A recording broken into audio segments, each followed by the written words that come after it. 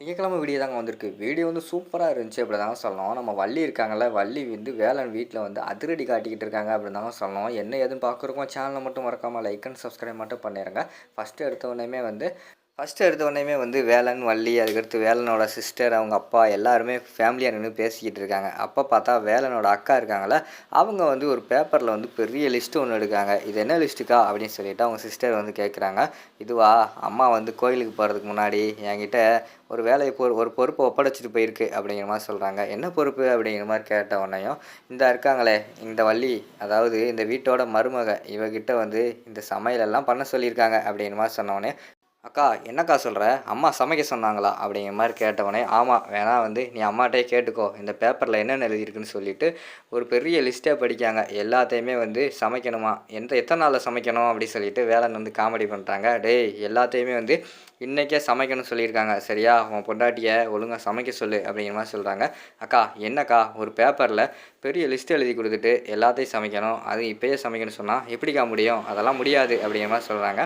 ஆமாம், உன் பொண்டாட்டி வந்து சமைக்க முடியாதா அப்படிங்கிற மாதிரி கேட்டவொடனே, சமைக்கலாம் முடியும், இவ்வளோத்தை எப்படி சமைக்கிறது அப்படிங்கிற மாதிரி சொல்கிறாங்க. அதெல்லாம் நீ அம்மாட்ட தான்ப்பா கேட்கணும், அம்மா தான் வந்து சொல்லிட்டு போனாங்க அப்படிங்கிற மாதிரி சொன்ன உடனேயும், அங்கிட்டு பார்த்தா இவங்க இருக்காங்கல்ல, நம்ம வேலனோட இன்னொரு தங்கச்சி இருக்காங்கள்ல, அவங்க வந்து சொல்கிறாங்க. என்னக்கா சொல்லிக்கிட்டு இருக்கீங்க, எப்படி அண்ணி மட்டும் தனியாக சமைப்பாங்க, அதெல்லாம் ஆகாத காரியம் அப்படிங்கிற மாதிரி சொல்லிக்கிட்டு இருக்காங்க. ஏய் நீ பேசாத, இது வந்து அம்மா சொன்னது சரியா, அம்மா சொன்னாங்க, நான் சொன்னேன், அதுக்கு மேலே சமைக்கிறதும் சமைக்காததும் அவளோட இஷ்டம் அப்படிங்கிற மாதிரி சொல்லிக்கிட்டு இருக்காங்க. உடனே வள்ளி வந்து அந்த பேப்பரை வாங்கி பார்க்காங்க.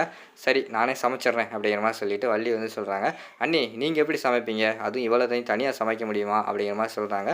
பார்ப்போம், நான் சமைச்சிருவேன் அப்படின்னு சொல்லிவிட்டு அவங்க வந்து அந்த பேப்பரை வாங்கிட்டு போக பார்க்காங்க. அப்போ பார்த்தா நம்ம வேலன், அதுக்கடுத்து நம்ம இவங்க இருக்காங்கள்ல வேலனோட தங்கச்சி, அவங்களும் கிச்சனுக்கு போகிற மாதிரி காட்டுறாங்க. ஏய் நீங்கள் எங்கே போகிறீங்க அப்படிங்கிற மாதிரி சொல்லிவிட்டு அந்த இடத்துல வந்து வேலனோட அக்கா வந்து கேட்குறாங்க. அதுக்கு வந்து அவங்க தங்கச்சி வந்து சொல்கிறாங்க, நான் வந்து அன்றைக்கி ஹெல்ப் பண்ண வேண்டாமா, இத்தனை எப்படி சமைப்பாங்க, தனியாக சமைக்க முடியாது அப்படிங்கிற மாதிரி சொல்கிறாங்க. ஏய் அவளை தனியாக தான் அம்மா சமைக்க சொல்லியிருக்கு, நீங்கள்லாம் கிச்சனுக்குள்ளே போகவே கூடாது, ஒழுங்காக இங்கே இருங்க அப்படின்னு சொல்லிட்டு வேலனையும் அவங்க தங்கச்சியும் இருக்க வச்சிடுறாங்க. அடுத்து பார்த்துக்கிட்டோம்னா அவங்க மட்டும் போகிறாங்க கிச்சனுக்கு. இப்போ நீ எங்கே கிச்சனுக்கு போகிற அப்படிங்கிற மாதிரி சொன்னோடனே, நான் சும்மா வெளியில் போகிறேன் அப்படின்னு சொல்லிட்டு அவங்க வந்து கிச்சனுக்குள்ளே போகிறாங்க. கிச்சனுக்குள்ளே பார்த்தா நம்ம வள்ளியை காட்டுறாங்க. வள்ளி வந்து தகச்சு போய் நின்றுக்கிட்டு இருக்காங்க. கிச்சனையே பார்க்காத மாதிரி மேலும் பார்த்துக்கிட்டு இருக்காங்க. எந்த பொருள் எங்கே இருக்குது எதுவுமே தெரியலை. என்னடா இது, எப்படி சமைக்கிறது, இவ்வளோத்தையுமே வந்து அத்தை சமைக்க சொல்லி கொடுத்துட்டு போயிருக்காங்க, நம்ம இதை எப்படி பண்ணுறது அப்படின்னு சொல்லிட்டு யோசிச்சுக்கிட்டு இருக்காங்க.